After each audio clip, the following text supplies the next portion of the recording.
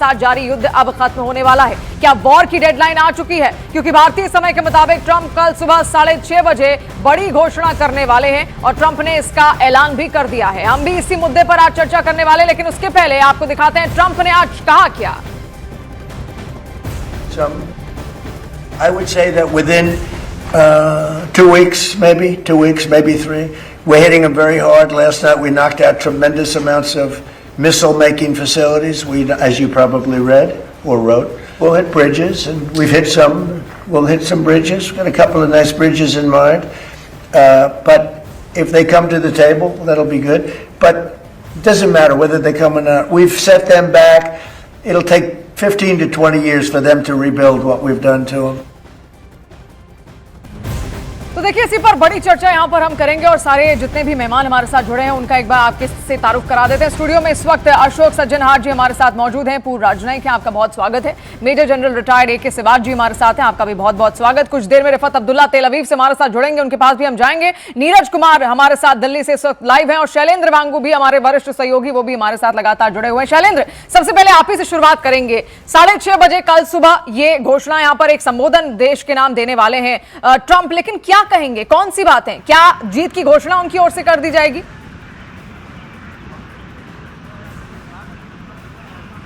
करते आ रहे हैं और ये कह रहे हैं कि जो उनके ऑब्जेक्टिव्स थे उनको अचीव कर लिया गया है, जिसमें सबसे बड़ा ये है कि ईरान दोबारा कभी न्यूक्लियर हथियार नहीं बना पाएगा। लेकिन ऐसे में आप देखना ये होगा कि ट्रंप ये कह रहे हैं कि अगले 2 से 3 हफ्तों के अंदर ये वॉर खत्म हो जाएगा, वो भी इसके बावजूद कि कोई डील ईरान के साथ इसको लेकर नहीं होने जा रही है। हालांकि ये भी देखना दिलचस्प होगा शिवानी की, एक तरफ जहां ट्रंप कह रहे हैं कि वो इस वॉर को खत्म करना चाहते हैं, वहीं दूसरी तरफ आज भी उस एरिया में, उस गल्फ रीजन में करीब 50,000 अमेरिकी सेलर्स और जो सोल्जर्स हैं वो मौजूद है और ग्राउंड ऑपरेशन की बात की जा रही थी। तो ऐसे में अगर 2 से 3 हफ्तों के अंदर वॉर को खत्म होने की बात की जा रही है, तो क्या ग्राउंड ऑपरेशन होगा या नहीं होगा, इन तमाम चीजों पर डिपेंड करेगा कि ये वॉर, ये युद्ध किस दिशा में जाता है। हालांकि हमने ये भी देखा कि पिछले दिनों के अंदर हमने डिप्लोमेसी के जरिए भी बातचीत की, पहल की बात की गई थी और यह कहा जाता है कि पाकिस्तान कहीं ना कहीं इन्वॉल्व हो रहा है बीच में, कि वो ईरान और US इसराइल के बीच में बातचीत के लिए मध्यस्थता कर रहा है। लेकिन साथ ही साथ ट्रंप का यह कहना है कि ऑब्जेक्टिव्स अचीव हो चुके हैं। कहीं ना कहीं ट्रंप पर भी लगातार दबाव बना हुआ है। इंटरनली भी बहुत से अमेरिकन हैं, करीब 2/3 अमेरिकन वे कह रहे हैं कि वो इस युद्ध के साथ नहीं है, जल्दी खत्म होना चाहिए। लेकिन ऐसे में ट्रंप कल सुबह क्या कहते हैं भारतीय समय अनुसार सुबह 6:30 बजे, ये देखना दिलचस्प होगा। क्या ये वॉर को खत्म करने की घोषणा हो सकती है? हालांकि इसको लेकर भी फिलहाल सिर्फ कयास लगाए जा रहे हैं। बहुत सारे सवाल यहां पर हैं और अनुमान तो सबको यही है कि कोई बड़ी घोषणा यहां पर कर सकते हैं। नीरज, लगातार आप भी, क्योंकि लगातार इंटरनेशनल अफेयर्स कवर करते आए हैं, आपका आकलन क्या कहता है? क्या कहेंगे कल सुबह 6:30 बजे ट्रंप? क्या युद्ध विराम की घोषणा उनकी ओर से कर दी जाएगी या किसी डील पर वो बात करेंगे? शिवानी, देखिए, ट्रंप डील की बात कर सकते हैं, युद्ध खत्म होने की बात कर सकते हैं, एक उम्मीद की बात कर सकते हैं, लेकिन सबसे पहले यह देखना होगा कि आखिर ट्रंप को यह क्यों कहना पड़ रहा है कि 2 से 3 हफ्ते में यह युद्ध जो है खत्म होगा और अमेरिका के लोग वहां से वापस आ जाएंगे, अमेरिकी सैनिक उस इलाके से वापस आ जाएंगे। तो सबसे महत्वपूर्ण, मुझे लगता है 4 महत्वपूर्ण वजह है जिसकी वजह से ट्रंप को बार बार यह कहना पड़ रहा है कि हम लोग ने अपने ऑब्जेक्टिव को पूरा कर लिया है। और इसके अलावा 2 से 3 हफ्ते में उस इलाके से, जी नीरज, मैं आपके पास वापस आऊंगी, लेकिन रिफत कुछ हमें जानकारी यहां पर देना चाहते हैं। रिफत अब्दुल्ला हमारे साथ जुड़ चुके हैं इस वक्त तेल अवीव से। रिफत, क्या डिटेल्स और कहां पर आप मौजूद हैं? रिफत से अभी हमारा संपर्क नहीं हो पा रहा है। नीरज, आप अपनी बात पूरी कीजिए। देखिए, 4 महत्वपूर्ण वजह जिसकी वजह से ट्रंप को बार बार ये बयान दोहराना पड़ रहा है। पहला ये कि ट्रंप पे बोझ पड़ रहा है अब लगातार युद्ध का, क्योंकि अब तक जो आकलन है डेली 1 अरब अमेरिकी डॉलर का खर्च हो रहा है युद्ध में। दूसरी महत्वपूर्ण बात यह है कि दुनिया के देशों से, खासकर नेटो और यूरोपियन देशों से ट्रंप को जिस समर्थन की उम्मीद थी वो उम्मीद पूरी नहीं हुई है। तीसरी महत्वपूर्ण बात है कि दुनिया के तमाम देशों के लोग ये समझते हैं कि जो हॉर्मुज का संकट है या तेल का जो संकट है उसके लिए जिम्मेदार ट्रंप है। हालांकि ईरान पर बार बार दबाव बनाया जा रहा है, लेकिन ट्रंप को रिस्पॉन्सिबल एक्टर माना जाता है। और चौथी महत्वपूर्ण बात है कि घरेलू तेल के प्राइसेस भी अमेरिका में लगातार बढ़ रहे हैं। तो ये 4 महत्वपूर्ण वजह है जिसकी वजह से ट्रंप कल एक बड़ी घोषणा कर सकते हैं। घोषणा के बारे में आपने पूछा तो बिल्कुल 2 से 3 हफ्ते की बात वो कर चुके हैं, लेकिन क्या कुछ कहेंगे ये बताना थोड़ा मुश्किल होगा, क्योंकि 12 बार तो अब तक वो ये कह चुके हैं कि वो युद्ध जीत चुके हैं या युद्ध खत्म होने के कगार पे है। तो ऐसे में ट्रंप के बारे में कुछ भी उम्मीद करना या आकलन करना मुझे लगता है बहुत टफ होगा। बेशक नीरज और अशोक सज्जनहार जी भी हमारे साथ लगातार मौजूद हैं। अशोक जी, आपसे समझना चाहूंगी, इतने लंबे वक्त से आप भी इस युद्ध को देख रहे हैं, क्या अब आपको लग रहा है कि ट्रंप का पूरा फोकस सिर्फ अमेरिका पर वापस आके टिक चुका है? क्योंकि मिड टर्म इलेक्शन का प्रेशर वो इस वक्त झेल रहे हैं और वो नहीं चाहते कि बहुत ज्यादा लंबा इसको खींचा जाए, क्योंकि ध्यान फिर अमेरिकी इलेक्शंस पे नहीं हो पाएगा। इसके अलावा अगर बॉडी बैग्स और ज्यादा आते हैं तो वो भी डराने वाली बात है ट्रंप के लिए। जी बहुत धन्यवाद शिवानी, आप बिल्कुल ठीक कह रही हैं। देखिए उनके ऊपर प्रेशर बहुत है और मैं समझता हूं जो पहले कुछ दिन में तो उनको कुछ सफलताएं मिली, अच्छी सफलताएं मिली, जिसके बारे में उन्होंने कहा है। जैसे उनकी शीर्ष नेता को वहां से हटा दिया गया, सुप्रीम लीडर को हटा दिया गया, बहुत सारे जो सबसे ऊंचे मिलिट्री लीडर्स थे, डिफेंस मिनिस्टर थे, उनको भी मार गिराया। तो बहुत सफलताएं मिली और उसी से वो अपनी छाती को ठोक रहे थे, पीठ थपथपा रहे थे, देखिए हमने कितना वो कर दिया। परंतु उसके बाद जो उनका आंकलन था शिवानी, वो सब एकदम सफल नहीं हुआ। वो सोच रहे थे जो वहां की जनता सड़कों पर आ जाएगी, ईरान की जनता सड़कों पर आ जाएगी और अपने हाथ में सत्ता ले लेगी और ये जो है IRGC है और जो इस्लामिक लीडरशिप है उनको खत्म कर देगी। वो नहीं हुआ है। और उसके बाद से हम देखते रहे हैं जो जिस प्रकार से ईरान ने अपना एसिमेट्रिक वॉर चलाया है, मिसाइल और ड्रोन का इस्तेमाल किया है, हालांकि उसके पास कोई एयर डिफेंस नहीं है वगैरह वगैरह। तो उससे हालांकि उन्होंने की मिसाइल की जो वो दाग रहे हैं उसकी मात्रा में कमी हुई है, परंतु उनकी एक्यूरेसी काफी बढ़ गई है और इजराइल को भी वो बहुत नुकसान पहुंचा रहे हैं। और दूसरी बात, जो वो गल्फ के देशों पर बहुत वार कर रहे हैं, ये भी राष्ट्रपति ट्रंप ने नहीं सोचा होगा। स्ट्रेट ऑफ हॉर्मुज को क्लोज कर दिया है, वो भी उन्होंने नहीं सोचा था, वो कह रहे हैं। तो देखिए उनके लिए बहुत मुश्किलें बढ़ गई हैं, परंतु अब उन्होंने कहा है 2-3 सप्ताह और वो वहां पर अपने सैनिकों को भी भेज रहे हैं। तो देखिए दो चीजें हो सकती है, एक तो ये मैक्सिमम प्रेशर की जो उनकी अपनी स्ट्रेटजी है, जो हम वहां पर जा रहे हैं, ग्राउंड ऑपरेशंस हम कर सकते हैं, बूट्स ऑन ग्राउंड लैंडिंग हम कर सकते हैं, चाहे हम उसमें खर्ग में नहीं भी जाएं, परंतु और जो छोटे छोटे वहां पर आइलैंड्स हैं हॉर्मुज को लिबरेट करने के लिए, जैसे मूसा है, कश्म है, ग्रेट तुम्बा है, लेसर तुम्बा है, वो जो बिल्कुल हॉर्मुज के आसपास है, उनको हम जाकर ऑक्यूपाई कर लें और स्ट्रेट ऑफ हॉर्मुज को हम वो खाली करने का प्रयास करें, क्योंकि उससे उसको बिना खाली किए हुए वहां से निकलना मेरे विचार से बहुत मुश्किल होगा राष्ट्रपति ट्रंप के लिए।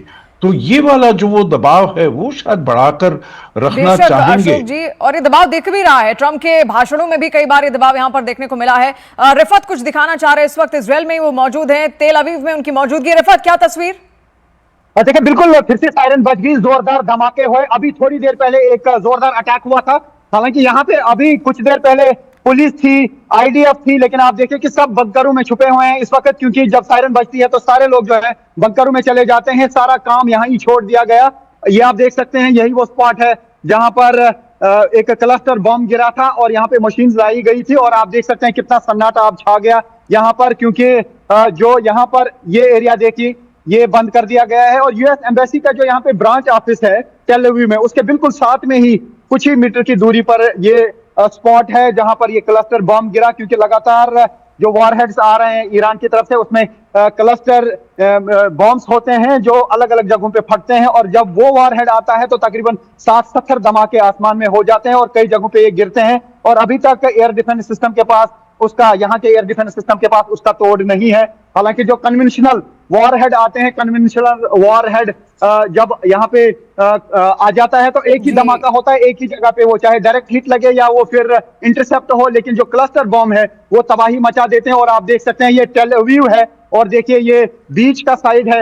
ये कहा जा सकता है कि टेल अवीव का या पूरे इसराइल का दिल है ये, और दिल की धड़कन इस वक्त रुकी हुई है क्योंकि ईरान की तरफ से जोरदार मिसाइल अटैक्स किए गए और यहां पर इसको ठीक किया जा रहा था। ये देख सकते हैं आप, मशीन लाई गई हैं और जो यहां मशीन ऑपरेट करते थे, अभी चूंकि सायरन बज गई है, हूटर बज गया, उसके बाद वो फौरन चले गए हैं अभी बॉम्ब शेल्टर से, अभी वो निकले नहीं बाहर इसको ठीक करने के लिए। ये देख सकते हैं आप, ये क्लीन करने के लिए मशीन लाई जाती हैं फौरन यहाँ पे ताकि इस डैमेज को कवर किया जा सके, लेकिन क्योंकि सायरन बज गई तो इस काम को यहाँ पर ही अधूरा छोड़ दिया गया। लेकिन न्यूज 18 इंडिया की टीम डटी हुई है, रियल ग्राउंड जीरो पर हम आपको दिखा रहे हैं हर उस जगह की तस्वीर जहां पर गिरते हैं बॉम्ब, वहां पे जरूर फौरन पहुंचते हैं हम, जैसा मैंने कहा है क्योंकि शायद ही कोई ऐसी जगह होगी जहां पर अटैक हुआ और हम ना पहुंचे हो। तो न्यूज़ 18 इंडिया की लगातार यही कोशिश है कि जो यहाँ के असल हालात हैं वो हम अपने दर्शकों तक पहुंचाएं। पल पल की खबर हम यहाँ से अपने दर्शकों तक पहुंचाते हैं। जहां तक आप डोनाल्ड ट्रंप की बात कर रहे थे, तो ऐसा लगता है कि शायद जरूर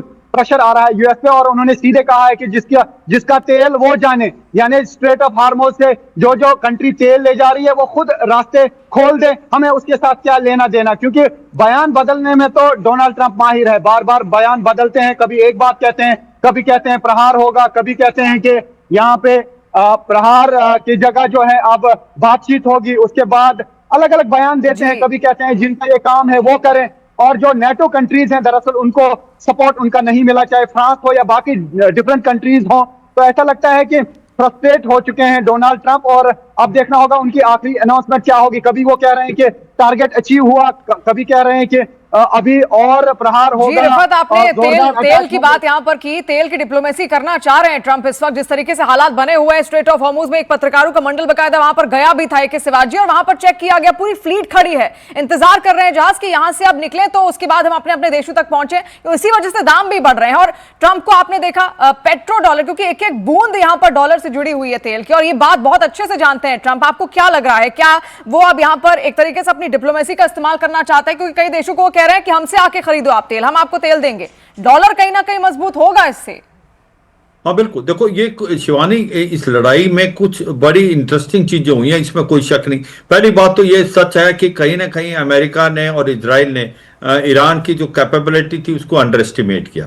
उन्होंने सोचा था इतना रेजिडेंस नहीं होगा। अयातुल्ला अल खमैनी के मारे जाने के बाद 40 से 50 मिलिट्री कमांडर, पॉलिटिकल कमांडर मारे गए, तो ये लड़ाई ज़्यादा देर चलेगी नहीं और ईरान घुटनों पे आ जाएगा। मगर ऐसा नहीं हुआ, क्योंकि ईरान ने बड़ी समझदारी से इसको एसिमेट्रिक वारफेयर बना दिया और इकोनॉमिक वारफेयर की तरफ दो कामें की उसने, बहुत इंपॉर्टेंट। एक तो स्ट्रेट ऑफ हार्मुज को बंद कर दिया जहां पर ऑयल जाता है 20%, और देखें आप अब भी कम से कम वहां पर 1000 से 2000 जो टैंकर दोनों तरफ खड़े हुए हैं, और जहां पर करीब 100 से ज्यादा टैंकर जाते थे, आज 5 से 6 ही जाते हैं दिन में। तो ये सच्चाई है, इससे बड़ा इंपैक्ट हुआ पूरी वर्ल्ड की इकोनॉमी को। और दूसरा उन्होंने क्या किया, ये जो मिडिल ईस्ट के अंदर जो बेसिस थी अमेरिका की, वहां पर इसने एक प्रकार हमला किया और वहां पर कोलेटरल डैमेज हुआ। सऊदी में, यूएई, ओमान, बहरान, कुवैत, इराक, और इनका प्रॉब्लम क्या है, ये जो देश हैं इनके पर एयर डिफेंस सिस्टम तो था, थर्ड और पेट्रोलियम मिसाइल सिस्टम जो अमेरिका ने दिया था, क्योंकि इनकी नजदीकी बहुत ज्यादा है ईरान से, सरप्राइज किया और एयर डिफेंस सिस्टम इतना पुख्ता नहीं रहा, तो काफी नुकसान। अब अमेरिका क्या चाहता है, देखो अमेरिका एक दलदल में फंस गया, वो ऑनेबल एग्जिट चाहता है। अब उसके पास चॉइस क्या है, उसके पास चॉइस ये है कि क्या तो वो स्ट्रेट ऑफ हार्मुज को खोल ले। अगर स्ट्रेट ऑफ हार्मुज को खोलना है, बंद तो है नहीं, अगर खोलेगा तो कार्क आइलैंड। शिवाजी, मैं आपके पास वापस लौटूंगी, आप अपनी बात पूरी कीजिएगा। एक बड़ी खबर भी इस बीच यहाँ पर आ रही है। देखिए, नेटो देशों की बेरुखी से नाराज अमेरिकी राष्ट्रपति डोनाल्ड ट्रंप का एक और बड़ा बयान यहाँ पर सामने आया। अब ट्रंप ने साफ कह दिया है कि जो देश हॉर्मुज स्ट्रेट से तेल नहीं ले पा रहे हैं वो अमेरिका से तेल खरीदें, क्योंकि अमेरिका के पास पर्याप्त भंडार है। देखिए, यही बात यहाँ पर सामने हम भी कह रहे थे। उन्होंने ब्रिटेन जैसे देशों को सीधे तौर पर सलाह दे दी है कि वो हिम्मत दिखाएं और खुद अपने तेल को हासिल कर ले। ट्रंप ने यह भी साफ कर दिया है कि अब हर देश को अपनी लड़ाई खुद यहां पर लड़नी होगी, अमेरिका किसी की मदद नहीं करेगा। एक शिवाजी, यही बात देखिए, लगातार हम यहां पर बात कर भी रहे थे इसको लेकर, और देखिए अब वो सामने भी आ चुका है, क्योंकि ट्रंप सीधे कह रहे हैं हमसे तेल आप खरीदिए। We have nothing to do with that. What happens to the Strait, we're not going to have anything to do with, because these countries, China will go up and they'll fuel up their beautiful ships and they'll leave and they'll take care of themselves. There's no reason for us to do it. तो देखिए, एक तरीके से कह सकते हैं कि रणनीति यहां पर अपनाई जा रही है लगातार, जिस तरीके से यहां पर उपयोग कर रहे हैं अपनी डिप्लोमेसी का ट्रंप यहां पर। अशोक सज्जनहार जी, क्या कहेंगे आप, क्योंकि अब तो सीधे सीधे उनकी ओर से कह दिया गया है कि आप हमसे खरीदिए थे, लेकिन उस आपके पास में लौटूंगी। रिफत कुछ तस्वीरें दिखाना चाह रहे हैं। रिफत, क्या जानकारी, क्या डिटेल्स?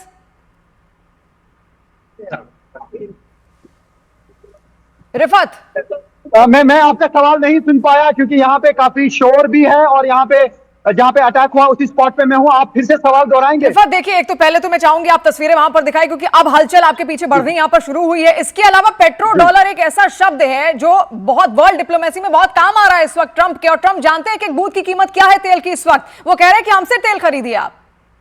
देखिए, जिस तरीके से पहले तैयारी की गई है, ये जो यहाँ पे ईरान के साथ जंग हुई उसके लिए 8 महीने तैयारी की गई। उससे पहले वेनेजुएला में जो है प्रहार किया डोनाल्ड ट्रंप ने और वहां के प्रेसिडेंट को उठा के ले आए, क्योंकि वेनेजुएला में बहुत ज्यादा तेल है। ऐसा लगता है कि उसी के बल पे या उसी के दम पे आज डोनाल्ड ट्रंप बातें कर रहे हैं। तो पूरी स्ट्रैटेजी के तहत सब कुछ हुआ है। उनको शायद ये अंदाजा था कि अगर ईरान पे हमला होगा तो कहीं ना कहीं जरूर जो है स्ट्रेट ऑफ हार्मोज को बंद किया जाएगा, और स्ट्रेट ऑफ हार्मोज बंद होने से हड़बड़ाहट जरूर आई है इसराइल को भी और यूएस को भी। और अगर ग्राउंड बूट्स ऑन ग्राउंड की बात करेंगे, यानी अगर जमीन पे उतरते हैं फौजी यूएस के, तो काफी नुकसान हो सकता है, क्योंकि ईरान ने साफ कर दिया है कि उनके 1 बिलियन यानी 10 लाख फौजी तैयार हैं यूएस फोर्सेस का मुकाबला करने के लिए। अगर हम मान भी लें 5,000 10,000 यूएस फोर्सेस आएंगे तो वो 1 मिलियन या वहां के लोग, क्योंकि ज्योग्राफी देखनी होगी, वहां उनके साथ मुकाबला नहीं कर सकते हैं। ये तो बिल्कुल बात तय है,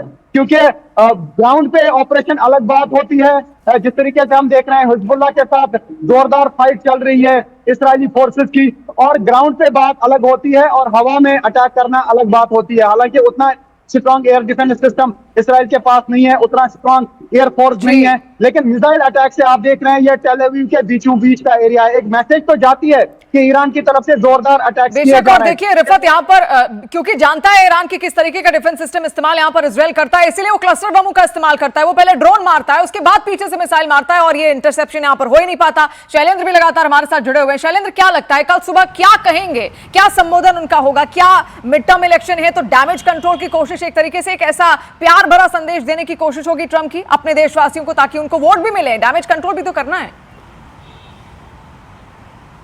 आपने बिल्कुल ठीक कहा शिवानी की, एक तरफ से ये फेस सेविंग वाली बात अब हो रही है ट्रंप के साथ में, जहां पर वो ये लगातार कहते आ रहे हैं कि उनके जो ऑब्जेक्टिव्स हैं पूरे हो चुके हैं। हालांकि जहां पे उन्होंने कहा कि रजीम चेंज हो चुका है, हालांकि एक्चुअल रजीम चेंज वहां पर नहीं हुआ है। वहां पर एक खामने के बदले दूसरे खामने सत्ता में इस वक्त मौजूद हैं। तो जाहिर तौर पर जो उनके बाकी ऑब्जेक्टिव थे कि वहां पर न्यूक्लियर वेपन दोबारा नहीं बना पाएंगे वो, और वो वापस स्टोन एज में चला गया है ईरान, और उनको वापस रिकवर होने में कई सालों लग जाएंगे। तो ऐसे में ट्रंप कहीं ना कहीं फेस सेविंग करना चाहते हैं, और देखना यह होगा कि कल सुबह जब वो एड्रेस करते हैं तो या क्या वो वॉर के खत्म होने की घोषणा करते हैं, क्योंकि बातचीत के लिए ना ईरान तैयार है और कहीं ना कहीं शैलेंद्र की वॉर खत्म करने की घोषणा यहां पर उनकी ओर से कर दी जाए। क्योंकि नीरज देखिए, इससे पहले भी जब वॉर एक्सपर्ट से बात कर रहे थे तो सब यही कह रहे थे उस वक्त भी, जितने रक्षा विशेषज्ञ थे, कि एक घोषित जीत यहां पर उनकी ओर से जरूर सामने रख दी जाएगी, ताकि ये दिखाने के लिए कि देखो अमेरिका अपने दम से यहां पर जीत गया। हालांकि भले ही युद्ध अपना जारी रहे एक तरफ किनारे से।